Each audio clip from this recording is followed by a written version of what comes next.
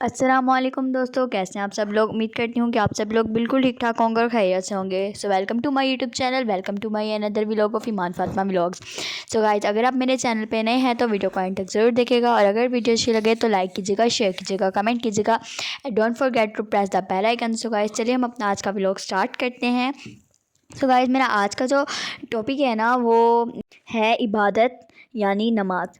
دیکھیں، عبادات اور بھی ہیں لیکن نماز ایک ایسی عبادت ہے جس کے لیے اسپیشل انویٹیشن کا حکم دیا گیا ہے۔ مؤذن اذان دے کر بلاتا ہے کہ حی علی الصلاۃ، آؤ کامیابی کی طرف۔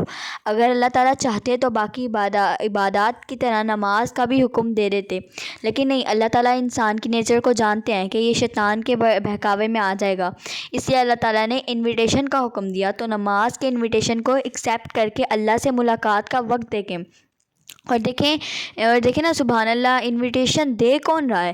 اتنی بڑی ذات، رب العرش العظیم، وہ ذات جس نے پوری کائنات بنائی۔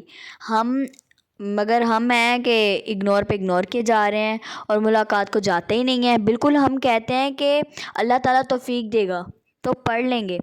جب 5 وقت اذان ہو رہی ہے تو اللہ تعالیٰ توفیق ہی تو دے رہے ہیں نہ، یہ اللہ تعالیٰ آپ کو توفیق ہی دے رہے ہیں۔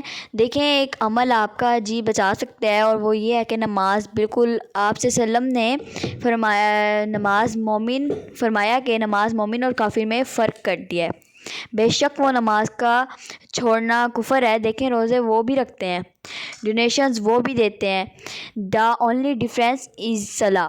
نماز فرض قرار دیا گیا نماز کو، بالکل نماز دیکھیں فرض ہے، کمپلسری ہے۔ جیسے ہم کورسز میں کچھ کمپلسری سبجیکٹس ہوتے ہیں اور کچھ آپشنل سبجیکٹس ہوتے ہیں۔ جو آپشنل ہیں ان میں چوائس ہے، لیکن جو کمپلسری سبجیکٹس ہیں ہمیں کوئی اس میں آپ کو کمپلزیشن ہے کہ آپ نے اس کو ادا کرنا ہی کرنا ہے۔ آپ کے جو بھی کام ہیں، آپ کی جو بھی پیورٹیز ہیں، ان کو آپ پیچھے رکھ کر پہلے نماز قائم کریں۔ اکثر لوگ یہ بھی سوال کرتے ہیں کہ میرا نماز میں دل کیوں نہیں لگتا؟ کیا آپ کو پتہ ہے کہ سورۃ فاتحہ کا کیا مطلب ہے؟ کیا آپ کو پتہ ہے کہ ثنا کا کیا مطلب ہے؟ ہم 30 سال سے نماز پڑھ رہے ہیں اور ہمیں یہ نہیں پتہ کہ ہم اپنے رب سے کیا گفتگو کر رہے ہیں، اپنے والد سے کیا کہہ رہے ہیں۔